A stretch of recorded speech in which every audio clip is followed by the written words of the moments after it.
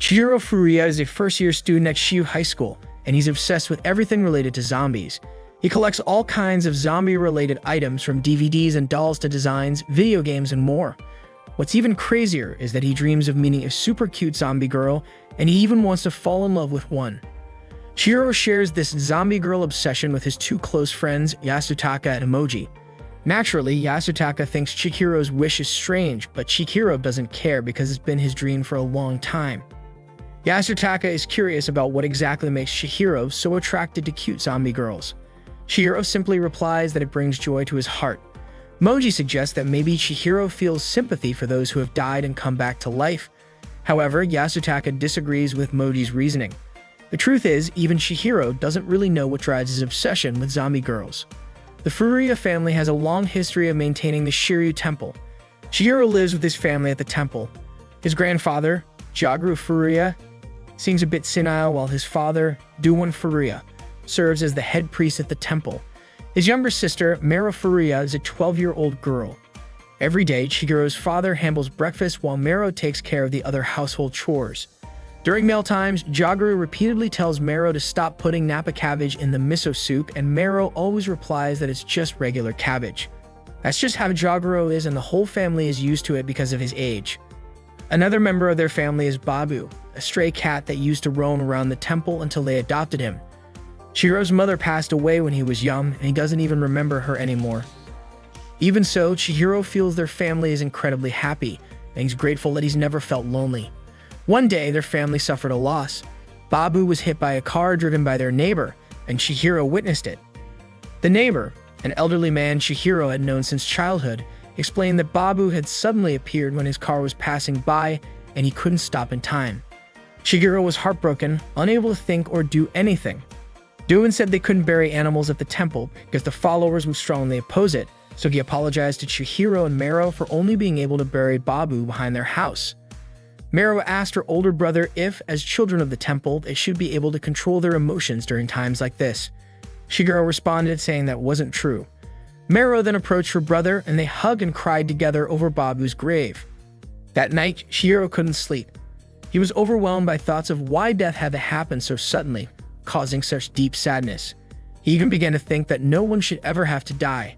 Suddenly, he had a wild idea. He looked for a book stored in his cabinet, one that he got last year while helping his relatives in the Tohoku region sort through old documents that were to be donated to the local archives. The book seemed like an ordinary notebook, and no one even knew when it had been written. The office considered it useless, but not Chihiro. Inside, it detailed a spell that could supposedly bring the dead back to life. It might have been nonsense, but Chihiro thought there was no harm in trying. He decided to resurrect Babu using the magic from the book. He dug up Babu's grave and placed the body in an empty ice cream container before taking it to an abandoned building. Chihiro figured no one would come there, allowing him to perform the ritual without interruption. He entered the building and went up to the upper floors. Chihiro loved zombies, so he would continue to cherish Babu even if he came back as a zombie. On the second day of preparing the magic potion, Chihiro noticed a girl approaching the well near the abandoned building. Not long after, she screamed into the old well. The next morning, Chihiro took ice blocks from the fridge and put them into a bucket when Mero came up to him, startling him. Mero asked what Chihiro was doing, but Chihiro said he wasn't doing anything. His younger sister didn't believe him, feeling like he was lying, especially with his suspicious behavior. Still, Chihiro ignored her and left with the ice blocks. He placed the ice blocks into a cooler that held Babu's body, neatly stored in his bedroom closet. Chihiro headed to school with Yasutaka and Moji. Yasutaka felt like Chihiro wasn't paying attention to his story, but Chihiro assured him that he was. Yasutaka didn't believe him and asked for Chihiro's opinion. Chihiro was confused about what opinion he was talking about, proving that he hadn't been listening at all. Yasutaka ended up repeating his story, talking about the girls at Senka High School and their classmates. Senka High was known for having the prettiest girls in the area, while Shiyu High School was an all-boys school and was boring in comparison. Yasutaka regretted that the students of Senka High always took a different route to school. In fact, the buildings of Shiyu High and Senka High were located across from each other, separated by a river. Yasutaka had purposely applied to Shiyu High because it was near Senka High, hoping to meet and get to know one of the rich girls from Senka. He also mentioned that a very wealthy girl had started at Senka High this year. Yasutaka was thrilled when he pointed out which girl he meant. The girl with long black hair on the other side of the river was the daughter of Sanka High's principal. Her name was Sanka Rhea. Yasutaka was completely captivated by Rei's beauty and said that because she came from such a high-class family, she was surely an innocent and pure girl. But Chihiro disagreed, saying that not everything was always as it seemed. This irritated Yasutaka, who felt like Chihiro was acting like a know-it-all. Later that day, Chihiro's cousin, Saju Ranko, came to his house to deliver some food. Dune greeted her and mentioned that Mero would be home late today, so he thanked Ranko for bringing the food. Ranko asked where Chihiro was. Dune said Chihiro was in his room, mentioning that since Babu's death, Chihiro always seemed tired and went straight to bed after school. Ranko went into Chihiro's room and woke him up, returning a zombie DVD she had borrowed from him earlier. Chihiro had completely forgotten that he had lent her the DVD. Ranko was surprised, especially since Chihiro had promised to come over to her house to retrieve it. Chihiro explained that he had been a bit busy, but Ranko wasn't convinced and started pulling his hair in frustration. She stopped when Chihiro suddenly asked if she knew Sanka Rhea, a first-year student at Sanka High, since Ranko attended the same school. Ranko said she knew her, and Chihiro asked what kind of girl Rhea was. Ranko only knew Rhea as the principal's daughter and teased Chihiro, wondering if he liked her. She tugged on his hair again, and Chihiro, in pain, quickly denied liking Rhea, saying that Yasutaka was the one interested in her. Continuing to mess with him, Ranko was annoyed because she thought Chihiro had been upset about Babu's death, but it seemed like he was doing just fine. Chihiro, still in pain, pleaded with Ranko to stop. She threw him onto the bed, said goodbye, and reminded him to come to her house next week. Ranko borrowed another zombie DVD and left. Saju Ranko was Chihiro's cousin. Her parents ran a traditional Japanese restaurant, and she was a second-year student at Sanka High School. Even though she was only about half a year older than Chihiro, Ranko always acted like his big sister. On the second night of Chihiro's magic experiment, he began preparing the tools and ingredients needed to make the potion as described in the book. However, one of the pages was unreadable because it was stained. The page seemed to indicate that the necessary ingredient was some type of poisonous plant, but he couldn't figure out which one. Previously, Chihiro had tried using poisonous water hemlock leaves, but it didn't work. He was feeling pessimistic about his efforts, but decided to keep trying for a week. If there were no results by then, he would have no choice but to bury Babu again. Suddenly, he heard footsteps outside the building, so he went to check. It turned out to be Rhea, who was heading toward the well near the building. Once she reached it, Rhea screamed loudly into the old well, just like she had the night before, pouring out all her frustrations. Rhea cried out, wondering why she had to be born into the Sanka family. She just wanted freedom to come and go as she pleased with her friends. But because she was part of the Sanka family, she was never allowed to. Chihiro watched from the window above, sipping from a bottle of water. He was shocked when Rhea shouted that she wanted her father to stop taking naked pictures of her on her birthday to record her growth. Startled, Chihiro accidentally dropped his drink, which caught Rhea off guard. Chihiro tried to hide below the window, but Rhea had already seen him. They awkwardly met, and Chihiro felt really uncomfortable around Rhea. He tried to start a conversation, but suddenly, Rhea begged him to forget everything he had just seen and not tell anyone, saying she'd do anything he asked. Casually, Chihiro joked that he might spread what he had heard yesterday. Rhea was mortified to hear that Chihiro had actually been listening since the night before. She thought maybe it would be better if he hadn't said anything. Now she felt so embarrassed that dying seemed preferable to living. She wished she could die and be reborn as someone else. Chihiro was surprised that even someone from a rich family like Rhea could have such problems. He told her it was normal for someone to go to a quiet place and scream as loudly as they could when forced to do things they hated in life. Rhea then asked if Chihiro had come there to scream too. Chihiro explained everything, and Rhea was shocked to hear about the magic to bring someone back from the dead. She asked if that was even possible. Chihiro couldn't say for sure, but he thought maybe the magic could turn someone into a wandering zombie. He was only trying to help bring Babu back, but now he wasn't so sure. Chihiro really wanted to see Babu running around again like he used to. He even started to think he was just forcing his will onto Babu, who might not even want to come back. But Rhea encouraged him, saying she believed that maybe Babu did want to be with Chihiro again. Rhea even offered to help Chihiro. Chihiro asked her if she really wanted to get involved with something so strange. Rhea explained that her father was obsessed with cleanliness, so they weren't allowed to have any pets at home. She really wanted to show love to animals. Chihiro didn't mind, and he also remembered that Rhea said she'd do anything for him. He jokingly told Rhea she could become a zombie, since she wanted to die and be reborn as someone else. But of course, Chihiro was just kidding. Reia's frightened expression made him laugh. Just as he suspected, Reia was easily tricked. Chihiro then warned her to be careful around guys, saying that bad guys might trick her when she's not paying attention. Reia responded by saying she didn't have a boyfriend, so she'd be fine. Chihiro teased her, saying only innocent girls would be proud of something like that. Reia then asked if Chihiro had a girlfriend, to which he replied that he didn't. Reia pointed out that Chihiro had no right to tease her when he didn't have a girlfriend either. Chihiro told Reia that he wasn't into living girls, he was only interested in zombie girls. Of course, Reia was shocked by that. Chihiro wasn't joking about this. Ever since he was a kid, he had been searching for a zombie girl, though it was obviously hard to find one. Reia stood up and asked Chihiro if he was ready to keep his word if she ever became a zombie. Chihiro was confused, but Reia smiled and told him to think about it before saying goodbye and heading home. Chihiro felt frustrated because he felt like she had outsmarted him. Reia suggested they meet again at the same place tomorrow. Chihiro had never imagined something like this before, imagining Reia becoming a zombie. Reia and Chihiro met again the next day at the same spot. Reia was engrossed in watching a zombie movie on Chihiro's laptop, while Chihiro was busy preparing a magical potion for today's experiment. Reia seemed really interested in the zombie film and asked Chihiro why the zombies were tearing into their friends and eating them. Chihiro explained that this was simply how zombies behave, they attack and eat humans.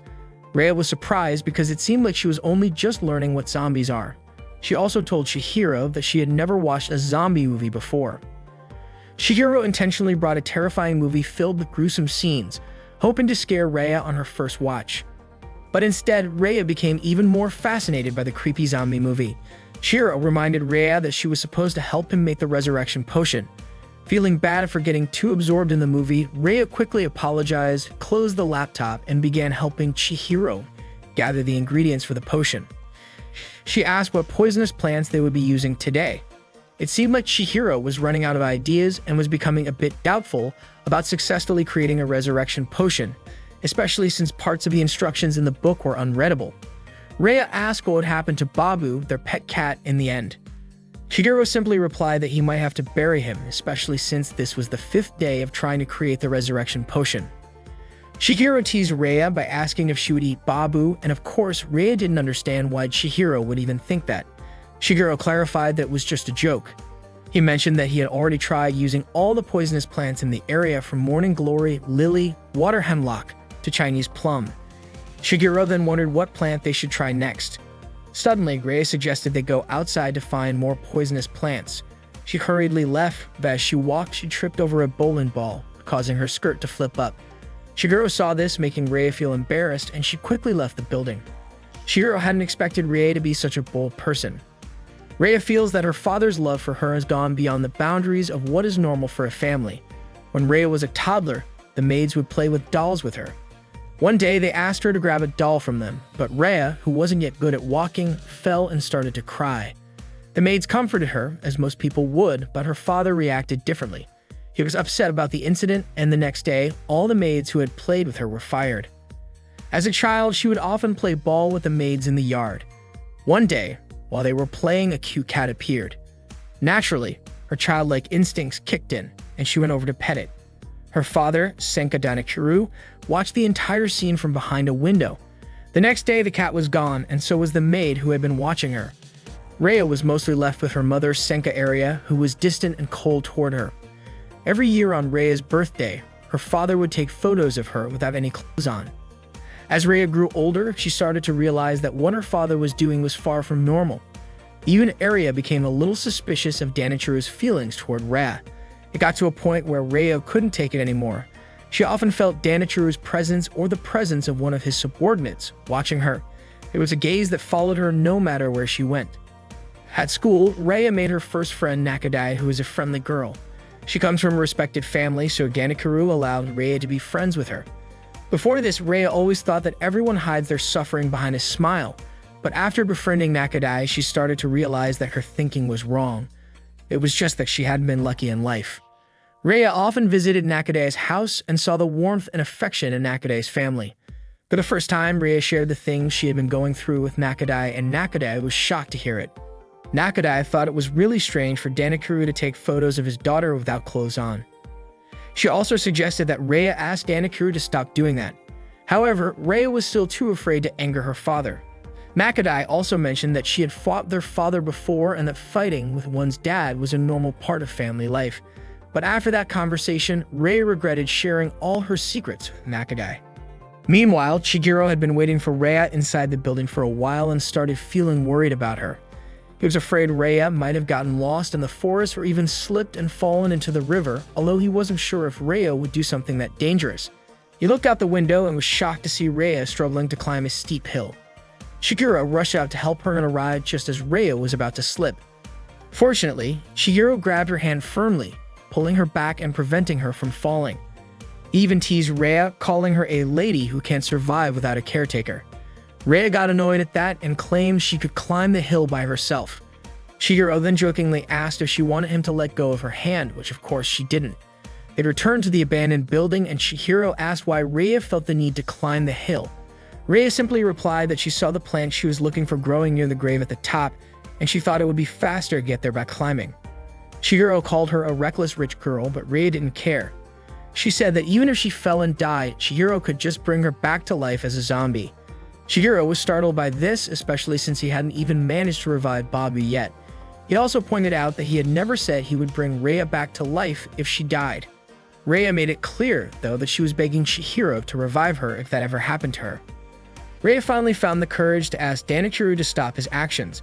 She refused to be photographed without clothes. Danakuru then asked why she was rejecting this, claiming it was a normal thing for parents to document their child's physical growth. Rhea shouted back, saying it was not normal and unlike other families. She wanted them to be a normal family. She wanted to live a normal life just like everyone else. Danakuru then asked if someone had said something to her, but Rhea denied it, though Danakuru kept pressing. Rhea grew angrier and told him that anyone would find what he was doing strange. Danakuru simply responded that Rhea didn't understand. The only thing that was truly real in this world was Danakuru's love for her. He then walked away, but Rhea was left feeling deeply unsettled. Sure enough, the next day a friend told Rhea that Nakadai was moving away, saying that something had happened to Nakadai's father. He had been forced to quit his job. Rhea knew Danakuru was behind this. Once again, he had interfered. Rhea ran to see Nakadai, relieved she could still catch her before she moved. Nakadai was going to a cat shelter because her new home wouldn't allow pets. Nakadai's family had changed and she was angry with Rhea for saying something to Danakuru. Nakadai felt that she had never interfered in Rhea's life, and now she regretted ever being friends with her. Nakadai left Rhea standing there, feeling devastated. Rhea became more convinced that Danakuru had taken everything from her. Danakuru explained to Rhea that happiness means something different to everyone. He believed that the purity of his love for her was something no one else could understand, and he told her that one day she would realize how deep his love was, deeper than anyone else's. He also warned Rhea that if she didn't understand, someone else would suffer. Danakuru insisted that Rhea didn't realize how much better her life was compared to others. Then Danakuru demanded that Rhea take off her clothes so he could take her picture for her birthday this time. Rhea couldn't stop him this time. She realized that if her happiness came at the cost of someone else's suffering, she would rather live in sadness. Rhea showed Chihiro the poisonous plant she had collected. It was a hydrangea. Chihiro asked why she had chosen a plant that grew all over town. Rhea explained that many people didn't realize how dangerous it was. It was a symbol of her family, and she had many in their garden. Even when she was little, her father had warned her never to put it in her mouth. Suddenly, Chihiro remembered that his forgetful grandfather used to eat hydrangea leaves all the time. Rhea was surprised and wondered if the plant's effects vary depending on the person. They decided to try it out. Chihiro crushed the hydrangea leaves into his potion mixture, and after adding all the ingredients, the potion was ready to test.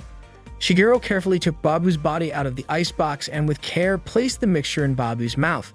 Both Chihiro and Rhea were hopeful that this time the experiment would work, but after waiting for a while, there were still no signs of life from Babu. They concluded that once again the experiment had failed. Chihiro and Rhea began to pack up, getting ready to head home. Rhea asked what other poisonous plants they might try tomorrow, but Chihiro refused. He felt sorry for Babu, saying he couldn't keep forcing things for his own selfish reasons. He decided it was time to bury Babu, and Rhea agreed. Chihiro thanked Rhea for helping him, and Rhea nervously asked if they wouldn't meet again at this place, but quickly got embarrassed and said goodbye before heading off. Chihiro noticed that Rhea was walking with a slight limp.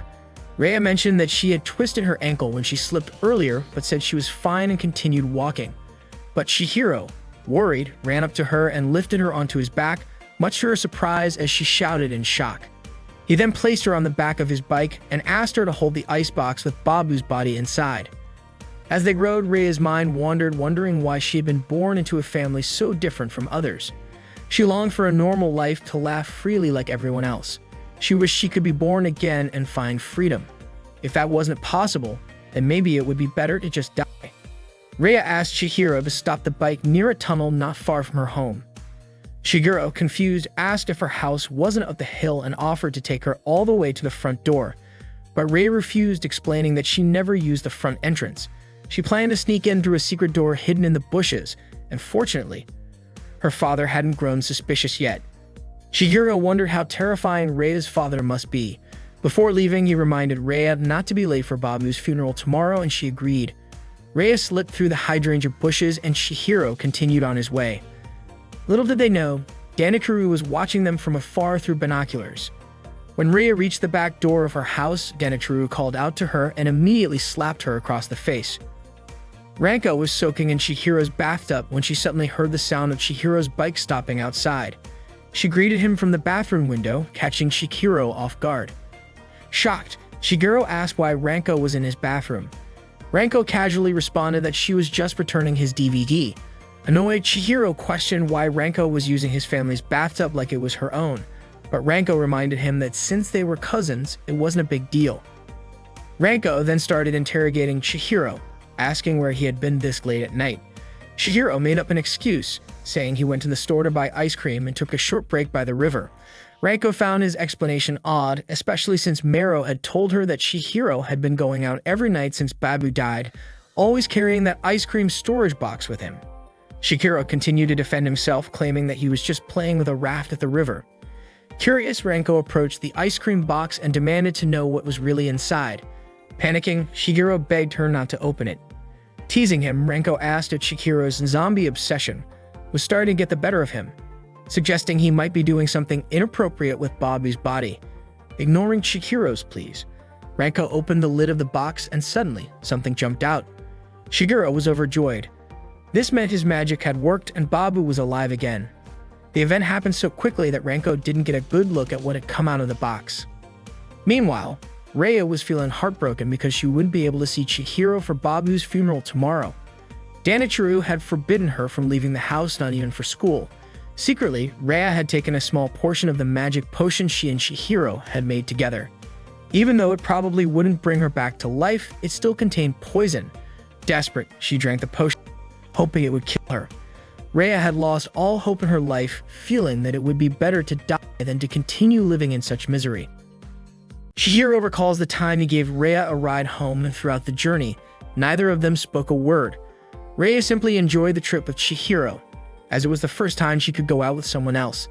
Before this, her father had always forbidden her from going out with her friends. Chihiro regrets that moment a little. He should have asked her what she was thinking, or maybe about her hopes for the future. If he had done so, that might have been his last chance to help Rhea. Danichiro's rage became uncontrollable when he found out that Rhea had secretly left the house to meet Chihiro. When Rhea returned, he didn't hesitate to slap her multiple times. He strictly forbade her from leaving the house, even stopping her from going to school. Rhea couldn't stand Danichiro's oppressive behavior anymore, so she decided to drink the potion Chihiro had made to resurrect Babu. Rhea hoped the poison in the potion would kill her, but unfortunately, things didn't go as she expected. She woke up the next morning and she was ready to head to school, still hoping her father would allow her to go. She went to the dining room to see her father and mother. Rhea greeted them and Danichiro welcomed her. Arya asked Rhea why she had broken her promise and snuck out of the house the previous night. Rhea apologized for what happened, saying that she had just wanted to take a walk in the forest to admire the beautiful moon. Arya, clearly upset, warned Rhea to be careful with her actions, also pointing out that every decision Rhea made could affect Arya's reputation as the school principal. Danichiro then warned Arya not to scold Rhea again. Arya left the dining room, ignoring Rhea. Danichiro apologized to Rhea for hitting her the night before. Rhea responded by saying it was all her fault and thanked Danichiro for everything he had done for her. Danichiro praised Rhea for being a good girl and understanding him. He assured Rhea that he was the only one capable of protecting her. Danikuru then asked why Rhea was still wearing her school uniform when he had clearly told her the night before that she was no longer allowed to go to school, instructing her to study at home. Rhea apologized again and agreed to comply. Suddenly, one of Danikuru's men arrived and asked Rhea to leave and change out of her uniform. She left the dining room and Danikuru's men closed the door, as it seemed they had something important to discuss. Rhea didn't go far but tried to listen to their conversation from behind the door. Her father's men had discovered the identity of the boy who had been with her the night before. They had learned that Chihiro attended Shiyu High School and was the son of the head priest at Shiryu Temple. Danikuru ordered his men to castrate Chihiro as a warning so that he would never approach Rhea again. Rhea was shocked to hear this, knowing that Chihiro was in great danger. Shigeru tried calling out to Babu, who was up in a tree. Ranko still couldn't believe why Chihiro made a magic potion to raise the dead and used it on Babu's corpse. She never imagined Chihiro would do such a thing, especially since he's the son of a chief priest. Mero wasn't surprised at all by her older brother's behavior. She had known for a long time that Chihiro was a weird guy who was obsessed with zombies. Still, she didn't expect him to go this far. Chihiro admitted that what he did might have been cruel, but thanks to it, Babu really did come back to life. Wouldn't everyone be happy if their family members came back? Ranko was happy Babu was alive again, but she still wasn't sure if it was truly Babu. Shigeru then pointed out that Babu's meow still sounded the same as before, as Babu was never able to make a normal cat sound when he was alive. But Ranko remained doubtful, especially since Babu now had white eyes and seemed more expressive than before. Shigeru and Ranko continued debating whether this was the real Babu. Ranko was even worried that Babu might attack people like the zombies in the movies and those bitten could turn into zombies themselves. Shigeru, however, was confident that Babu wouldn't behave like that. Suddenly, Babu started running really fast as if chasing something. Shigeru panicked and ran after him, with Ranko following behind. Mero reminded her brother that he had left his bag behind, but Chihiro yelled back saying it looked like he would be skipping school today.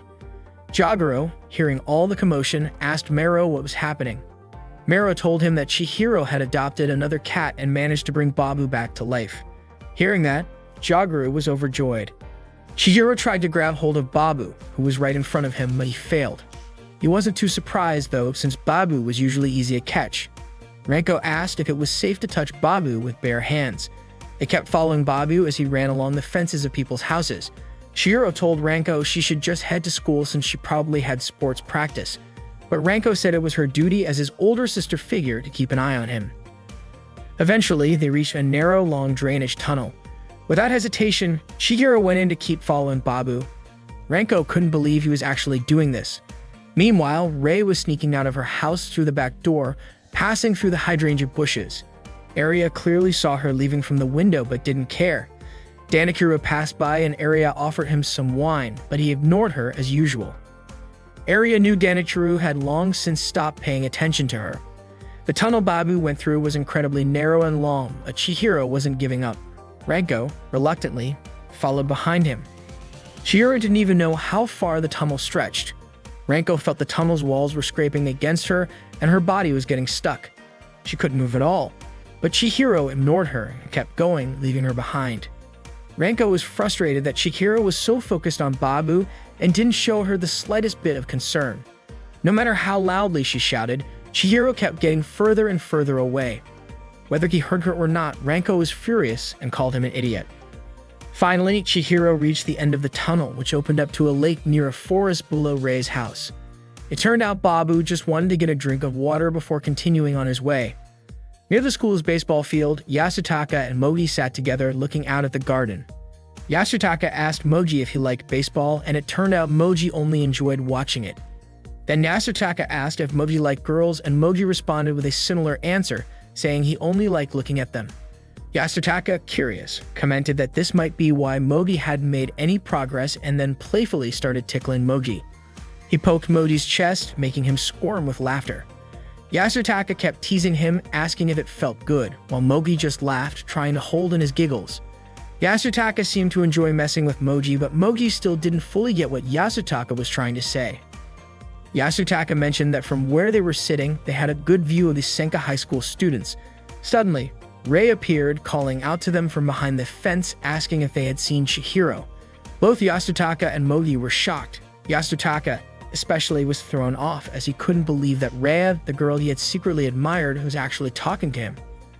Rhea repeated her question, asking for Furuya Chihiro, the first-year student. Mogi then told her that Chihiro hadn't come to school yet. Yasutaka, still curious, wondered why Rhea was looking for Chihiro.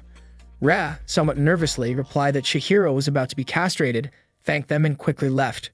Yasutaka was left in stunned silence, unable to process the fact that Chihiro, of all people, was somehow connected to Rhea. Meanwhile, Rhea was still searching for Chihiro, feeling anxious after her interaction with Yasutaka. She wondered if she had said something strange. As she continued walking through town, one of Danichiru's henchmen spotted her. The henchman immediately called Danichiru, informing him that Rhea was in town. Danichiru instructed his henchmen not to rush into capturing her, but to continue following her. Danichiru was frustrated, not understanding why his daughter was being so stubborn and refusing to listen to him. Rhea kept walking until she reached a slope, still searching for Chihiro. At the same time, Chihiro was wandering near the cemetery, trying to find Babu, when he realized that Ranko wasn't with him. He grumbled to himself, wondering where Ranko was since she had said she would watch over him, but now she was nowhere to be found. The sky was getting cloudy, and it looked like it was about to rain. Suddenly, Chihiro spotted Babu in the bushes, eating hydrangea leaves, and was shocked. Chihiro then remembered that this was the same place where Rhea had gotten the hydrangea flowers the night before. To his surprise, he then noticed Rhea herself limping along the cliff above. Rhea thought Chihiro was waiting for her at the old building, so she was heading there, hoping to meet him again. She felt incredibly guilty and didn't want Chihiro to get into trouble with Danichiru because of her. Suddenly, Danichiru called out to her, asking where she was going. Startled, Rhea turned to see Danichiru and his henchmen standing behind her. Danichiru calmly suggested that while it was nice to go for a walk in the woods, this was getting a bit far. Chihiro watched the entire scene from below, confused about what was going on.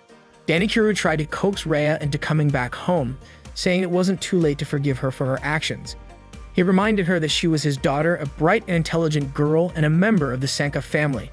As he reached out to touch her, Rhea firmly pushed him away, telling him no for the first time in her life. This bold move shocked Danichiru. Chihiro, still watching, couldn't understand what they were talking about. Danichiru, stunned by Rhea's defiance, asked her to explain her behavior. Rhea finally spoke up, telling him that while she knew she was his daughter, that didn't mean he owned her heart and body. All she wanted was a little freedom. Danichiru then asked her what kind of freedom she was looking for. Was it the freedom to leave home or the freedom to love someone? Rhea stood silent for a moment, but Danichiru forcefully grabbed her hand, trying to drag her back home. Babu, who had been watching the whole time, climbed up the slope and chased after them. Rhea kept begging her father to let her go just for today, but Danichiru firmly refused, knowing that Rhea only wanted to meet Chihiro. Babu approached them, and Danichiru, startled, called the cat filthy. He became frightened, knowing that he was allergic. As Babu got closer, Danichiru tried to shoo the cat away, terrified his allergy would flare up again. Rhea couldn't believe what she was seeing. She shook free of Danichiru's grip and rushed over to Babu, unable to comprehend that the cat had somehow come back to life. Danichiru shouted at her not to touch the dirty animal, but Rhea ignored him. She knelt beside Babu, asking if Chihiro had perfected the potion or if perhaps the concoction he made last night really worked. Suddenly, Danichiru stepped forward and tried to whip Babu, but Rhea quickly blocked the blow. The whip struck Rhea instead, causing her to lose her balance and tumble down the slope. Danichiru panicked, unable to believe what had just happened. Just before she fell, Rhea caught sight of Chihiro, but it was too late. Her body crashed onto a sharp rock and then tumbled into a patch of hydrangeas. Bloody, Rhea died instantly. Danichiru stood frozen, utterly devastated by the sight of his daughter's lifeless body. As the rain began to pour down, soaking everything in its path, Chihiro rushed to Rhea's side, overwhelmed with sorrow. He screamed, begging Rhea to say something, desperate for her to still be alive. Chihiro muttered that Rhea didn't need to die for real, that what he said earlier was just a joke. But now he realized Rhea's request to be brought back to life had been more serious than he ever imagined. He broke down in tears, devastated that he couldn't save her. As he mourned, Babu approached Rhea's body and began licking the blood from her hand. Just as Chihiro was about to walk away, he suddenly heard someone call his name. He froze, unable to believe his ears. It was Rhea. Her lifeless body was rising, stumbling toward him, softly whispering his name. Shigeru stood in disbelief, unsure of what he was witnessing. He hadn't given her any resurrection potion. None of this made sense. Danichiro's men were equally stunned, unable to comprehend what had just happened to their master's daughter. They tried to calm him down, but Imane couldn't explain what they were seeing. Rhea slowly approached Chihiro, reminding him that he had promised to take responsibility for her. She then embraced him, her grip gentle but firm. Babu wagged his tail, clearly happy to see Rhea back on her feet once again. Danichiro saw Rhea in his dream covered in blood as she stood up again. He reached out to hold Rhea's hand but was shocked to find no pulse in her wrist. Desperately, Danichiro begged her not to leave him, but Rhea refused. She told him that she was no longer his daughter because she was no longer human. Danichiro soaked in the bathtub, surrounded by pictures of Rhea, filled with regret over how things had come to this. The household staff gossiped about Rhea, seemingly aware that the reason she often snuck out was to meet a young man. They also knew that Rhea had run away from home. Arya entered the room, interrupting their conversation, and the staff immediately greeted her. Arya asked what they meant by Rhea running away, and the staff told her that Danichiro had informed them of Rhea's departure when he got home. Arya then asked where Danichiro was, and the staff informed her that he had been in the bathroom since his return. Arya headed toward the bathroom, instructing the staff to attend to their other duties.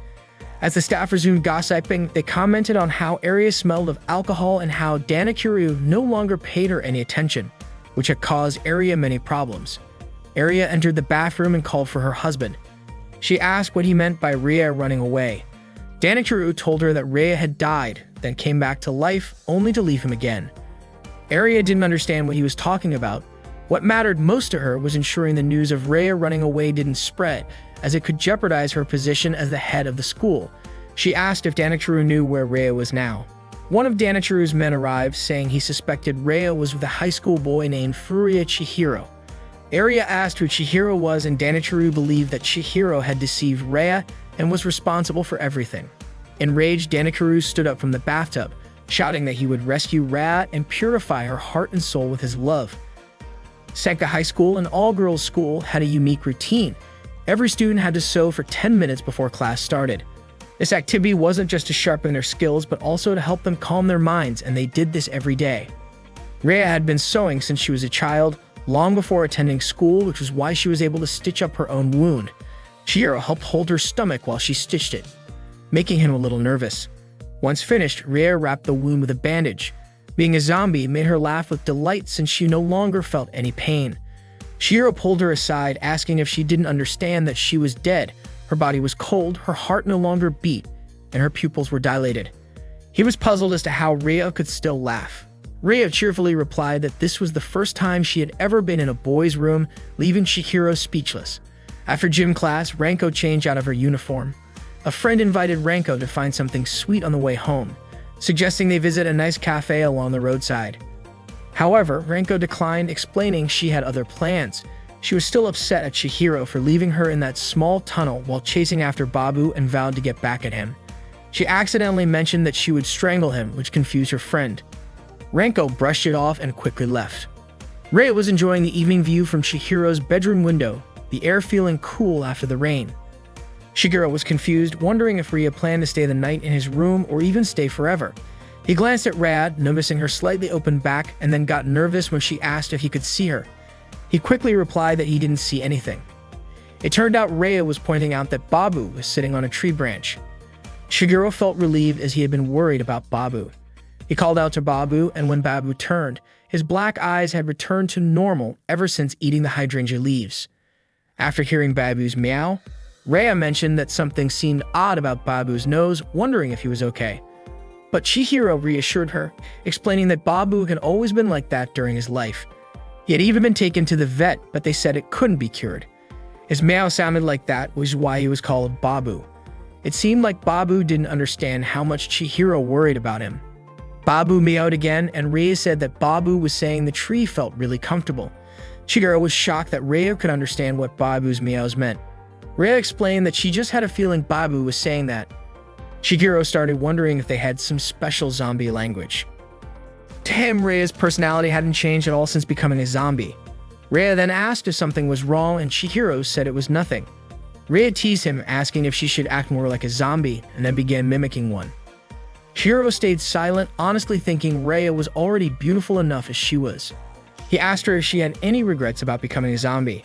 Rhea said she didn't regret it at all because she believed Chihiro would take responsibility. Chihiro asked her what kind of responsibility she had in mind.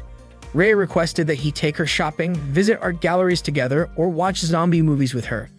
She had so many other requests like going to amusement parks and other places. Rhea just wanted to experience the life of a normal girl, something she had never been able to do. Chihiro found it strange that although Rhea was a zombie, she wanted to live a normal girl's life.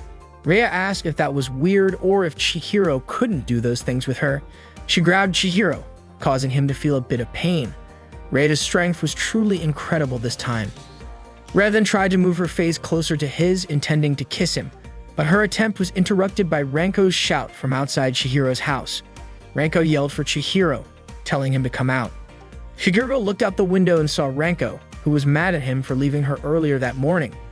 Ranko seemed to notice someone in Chihiro's room and asked if there was someone with him. Rhea quickly hid again. Chihiro said he was alone in his room. Ranko was about to head up to his room, but Chihiro stopped her and asked to talk outside. Ranko questioned why she couldn't go to his room, and Chihiro responded that he was busy with guy stuff. Ranko teased him, asking if he thought she'd be shocked to find porn magazines in his room. Chihiro hurried downstairs and told Rhea to stay where she was. Chihiro invited Ranko to the riverside to talk. Meanwhile, Rhea was feeling embarrassed as she thought back to what she was about to do to Chihiro. Chihiro repeatedly apologized to Ranko, admitting that he had completely forgotten about her. But Ranko wasn't satisfied with his apology, so she angrily started choking him, tightening her grip as she grew more upset. Then Ranko asked about how Babu was doing. Chihiro reassured her that Babu was fine and hadn't attacked anyone. Ranko told Chihiro to get a phone so she could reach him, but Chihiro insisted he didn't need one. Ranko shifted the conversation back to Babu, asking what would happen to him in the future and whether Babu could stay the way he was now. Chihiro was still unsure, deep in thought. Suddenly, Yasutaka's voice called out to Chihiro. Yasutaka ran over and begged Chihiro to introduce him to Rhea. He started worshipping Chihiro, wondering why Chihiro had never told him that he knew Rhea. Ranko found Yasutaka's behavior disgusting, and Moji commented to her that Yasutaka had been acting crazy lately. Ranko then asked if the Rhea Yasutaka was talking about was Senka Rhea, to which Yasutaka confirmed. No wonder Chihiro had acted suspicious when asking about Rhea before. However, Chihiro denied it, saying it was just a coincidence. Yasutaka got upset at the idea of it being just a coincidence, since he had always struggled to approach girls. Moji, on the other hand, was relieved, thinking this meant that Chihiro wasn't only interested in zombies. But Chihiro immediately denied that, firmly stating that he was only attracted to zombie girls. He almost let slip that Rhea wasn't human anymore. Rhea had indeed become a zombie, just like the kind Chihiro had always dreamed about, and that zombie was currently in his room. He couldn't help but smile at the thought, which made Ranko suspicious of his odd grin. As evening fell, Rhea started getting impatient, feeling like she'd been waiting for Chihiro for too long. She also wondered about the girl she had seen with Chihiro, noting that the girl was wearing a Senka High School uniform. Rhea couldn't help but wonder if that girl was close to Chihiro. Feeling restless, Rhea decided to leave the room, assuming no one else was in the house. She undressed, thinking it was perfectly fine for a zombie to take a bath. Once under the shower, Rhea noticed something strange. She couldn't feel the temperature of the water, whether it was hot or cold, but it still felt refreshing. It was her first time using such a small bathroom. She spotted a bath sponge she had never seen before. Its slightly firm but flexible texture made her mistake it for an exercise tool, so she squeezed it. As she was playing around with it, suddenly, Jaguru walked into the bathroom. He stared at Rhea in shock, and she quickly turned her back to him. Jaguru rushed toward her, hugging her and mistaking her for someone named Sada, asking if she had come back to life. Rhea pushed him away, explaining that she wasn't Sada, but Jaguru kept insisting it was her, admitting that everything had been his fault. Rhea corrected him again, telling him that he had the wrong person and pushing him off before heading back to Chihiro's room. Jaguru tried to chase after her, but Mero, who had just arrived home, blocked his path. Mero asked what was going on, and Jaguru exclaimed that Sada had come back to life and returned to him. Mero was confused, saying she wasn't sure if he meant alive or not, but she pointed out that their late grandmother's name wasn't Sada, it was Kyo. Jaguru finally realized his mistake. Rhea was still in shock from what had just happened, hoping Jagero didn't actually see her. She started reminiscing about how, around this time of night, she would usually be sitting down to dinner with her father. But now, at the same hour, she was outside of her home and, more than that, in a boy's room. Today had been an extremely long day for Rhea, but she was happy to finally be free. She hoped things would continue like this moving forward. It was now evening and Chihiro returned home, grumbling about Yasutaka's behavior earlier. He wasn't sure how Yasutaka had managed to talk him into things, as he was usually so stubborn, but it seemed he was really eager to meet Rhea. Mero greeted Chihiro and offered him dinner since she had made stewed giblets. However, Chihiro said he wasn't hungry and immediately headed upstairs to his room. It seemed Mero hadn't yet noticed Rhea's presence. Chihiro entered his room and apologized for making Rhea wait so long, but he was instantly shocked to see her lying on the floor, completely naked. He asked why she was lying on the floor like that. Rhea replied that she had just taken a bath. Chihiro, worried, warned her about catching a cold, but Rhea assured him that she would be fine since, as a zombie, she couldn't get sick. Chihiro felt relieved, but then realized that this conversation was actually happening with a zombie he had dreamed about for so long. He almost got a nosebleed just thinking about it. He moved closer and asked if she wasn't worried about getting a stomach ache either, to which Rhea replied that zombies don't get stomach aches either. Chihiro was ecstatic, especially when Rhea called his name in his soft, affectionate tone. He was overjoyed, feeling like all his dreams were coming true, nearly losing control of himself. Chihiro told Rhea to get dressed, but she revealed that she couldn't actually move her body. She felt like her body was stiffening more and more. Chihiro asked if that was why her speech had started to sound a bit slurred, because her voice wasn't as clear as before. He wondered if the potion was wearing off. He grabbed Rhea's hand and noticed that her pale skin was becoming even stiffer. Was this rigor mortis, a stiffening that occurs in a corpse? Chihiro tried to reassure Rhea, telling her that this was normal and nothing to worry about. Rhea praised Chihiro for knowing so much, which made her so happy that Chihiro didn't even realize it. Even though she still had human consciousness, her body remained that of a corpse. This meant that if nothing was done, her body would eventually decompose, leaving only bones in a matter of a month. Chihiro couldn't just sit by and do nothing. He remembered Rhea's wish for him to help her experience the normal life of a girl that she never had before. Chihiro gently lifted Rhea onto the bed and covered her with a blanket. He needed to find a way to preserve her body as soon as possible. Tonight marks the first time Rhea is staying over at Chihiro's house. Chihiro turned on the air conditioner in his room and set the temperature to be very cold, intending to help preserve Rhea's body. With the cold temperature, her body wouldn't deteriorate so easily. After setting up the AC, Chihiro left his room, wished her goodnight, and headed to the shrine. Tonight, he needed to stay there. As he walked away, Chihiro couldn't stop thinking about Rhea. He was worried about her body, which was going through rigor mortis. If this kept going on, her body would eventually rot and fall apart little by little. Chihiro needed to find a way to preserve her body before it got worse. With those thoughts in his head, he tried to fall asleep. The next morning, Chihiro went to Mero's room to ask her about a book on how to preserve corpses that she had read the day before. The book was actually about embalming and using special formulas to preserve bodies, and Chihiro was eager to borrow it. However, Mero told him that one of her classmates had borrowed the book. Chihiro found it strange that a middle school student would be interested in embalming corpses, but Mero innocently pointed out that middle school students are simply those who have graduated from grade school but aren't in high school yet. Mero asked why her older brother wanted the book, but Chihiro brushed it off, saying it was nothing, and left the room. Mero thought her brother had been acting strangely lately. Chihiro then went out to find formaldehyde, but was overwhelmed by the strong smell. He needed to make sure that his family and neighbors wouldn't notice it. As Chihiro stared at Rhea's still body, she looked like she was simply sleeping. Suddenly, Chihiro's father called out to Chihiro and Mero, asking them to come down for breakfast. Chihiro hesitated, feeling uneasy about leaving Rhea alone in his bed. He decided to move her into the closet. Quickly, he emptied the bottom shelf, laying out a mattress and pillow inside. Struggling, Chihiro tried to move Rhea's body, but then he slipped and fell.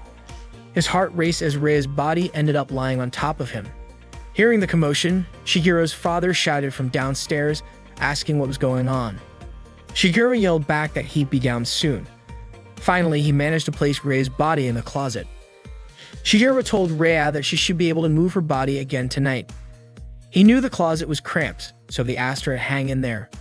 Rhea didn't respond, of course, because she couldn't move at all. Suddenly, Chihiro heard a growling noise and assumed that Rhea might be feeling hungry.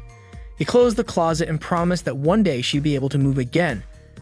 And when that time came, he would make sure to have something for her to eat. Chihiro then went to join his family for breakfast. It was the usual meal with the same typical questions from his grandfather. This time, his grandfather asked if they could stop putting fish paste in the miso soup. Chihiro's father replied, as always, that it wasn't fish paste but tofu. It was another ordinary day in Chihiro's life.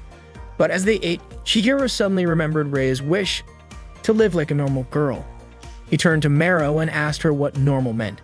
Mero, confused, asked why her older brother was asking something like that out of the blue. Chihiro just brushed it off, saying it was nothing. Meanwhile, Jagura was still questioning the fish paste in the miso soup, and once again, Chihiro's father gave the same response. Ranko had just finished delivering a food order to the Senka family's house when suddenly, her junior appeared from behind the fence. Ranko was startled to see them. The junior asked what Ranko was doing there, and Ranko explained that she was just doing her job, delivering an order from the restaurant. Then Ranko asked what her junior was doing there. The junior said that Rhea was their classmate and that lately she hadn't been attending school, which made the junior worried. That's why they'd come to check on her. Ranko suggested that they could have just come through the front door. Then she noted that her junior must have a lot of free time and she got ready to leave. However, the junior kept following her, mentioning that Rhea was the school idol and of course Ranko was also an idol to them. Ranko brushed off the compliment, not needing that kind of attention. The junior continues, saying that Rhea had seemed different lately. She was still beautiful, but recently she looked sad. The fact that she hadn't shown up at school with no explanation made everyone worried. Ranko gave only minimal responses, which led the junior to remark that maybe Ranko wasn't interested because Rhea was just her junior. But for the first-year students, everyone knew who Rhea was. Once again, the junior emphasized how beautiful Rhea was, showing Ranko pictures of her on their phone.